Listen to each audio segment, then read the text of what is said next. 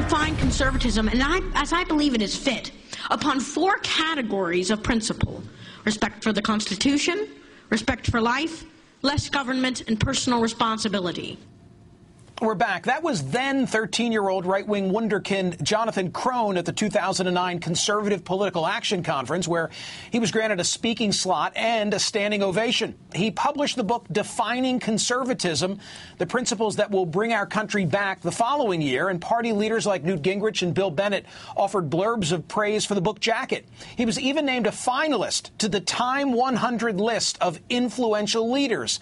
But it's another year older, another year wiser, as the saying goes, and Krohn, now 17, says he's outgrown the conservative label.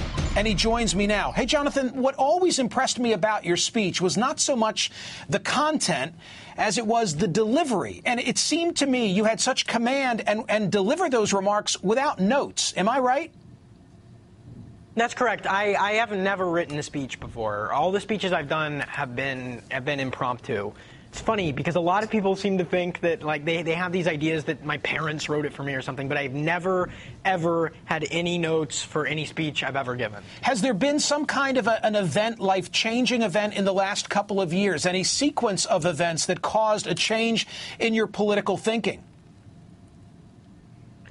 I wouldn't say really any events. I think that it's a number of factors, not as much events, I'd say. Like, after I finished the second book, I wanted to take a lot of time to focus on other things. So I started getting into philosophy, and I started reading a lot of philosophy, which I've talked about this before. And I really think that it was getting into something else, to take a breather, you know, and to try to stimulate my mind in other ways, to let myself think about what it is I really believe and what I really think about what I wrote. That led me to that. That's a large part of it. We live in interesting times, a lot of hot-button issues. Obamacare, gay marriage. Run down a couple of them and give me the CliffsNote version of where you stand today. Well, I am in favor of Obamacare.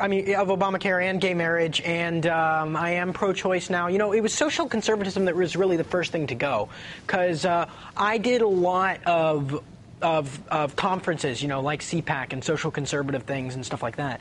And I went to a lot of those, and there were a lot of people who just were in this restrictive bubble. And social conservatism was probably the most restrictive part of that, because it's very much a very fundamentalist, strong, evangelical core that you have there. And if you stray from that, those people, a lot of the people in that area of conservatism have a problem with that. If you reach out a little bit and don't agree with them on one issue, they're very restrictive. It's one of the most strongest, one of the most angry, I guess you could say, ideological aspects. What kind of blowback? What kind of blowback have you received from conservatives since coming forward? A lot. Yeah, a lot. Actually, I was just in the green room, and I saw a tweet that said they were talking about me on Fox, so I switched to Fox, and they had a whole panel of people on their Fox 5 show talking about how I duped everybody, and I didn't really believe it. It was a joke, and I was trying to scheme I wasn't trying to scheme anybody. I changed my mind. And so they started making fun of me. I think one of the guys said that if it was up to him, he would have left me in the woods as a baby. And I had, on the Daily Caller, they've written 3 articles about me, all of which called me names that I can't repeat on television at 5 o'clock in the afternoon. I think most of us... I think the reality is that most of us adopt the party initially, maybe the ideology as well, of our parents, and then the further you go in life, the more time you have to sort things out. Were your politics a couple of years ago, do you think, a reflection of what you were hearing at home? I don't think it was much what I was hearing at home, because my parents have never really been politically active. It's really what I heard on the radio, you know, because I live in Georgia, and the media here, especially like WSB, which is the biggest radio station in Atlanta, it's a huge station. And it's all conservative talk radio, and that's what I was inundated with. So that's where I got a lot of that from. So next for you, NYU, am I right?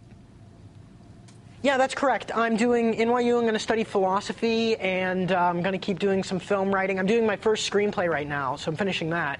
And I'm hoping that, you know, that'll go well. Obviously, it's very hard to get funding for that. So and if my math, I got a lot of things. If my math is correct, you will not be 18 in time for the election, so you will not get to cast a ballot. I won't. Sounds to me like I won't. I'll still be 17. I think I know which way you would be voting if you could exercise the franchise in this election. Absolutely. Yeah, I would be voting for President Obama. Especially over Mitt Romney. I just don't think Mitt Romney's right for this country right now. Sounds to me like you still have politics coursing through your veins as you go off to write screenplays at NYU. Well, I try to stay out of politics as much as possible, because I've had some bad experiences, and I really don't want to try and label myself into either camp. I want to just stay myself. Thank you for being here, Jonathan Krohn.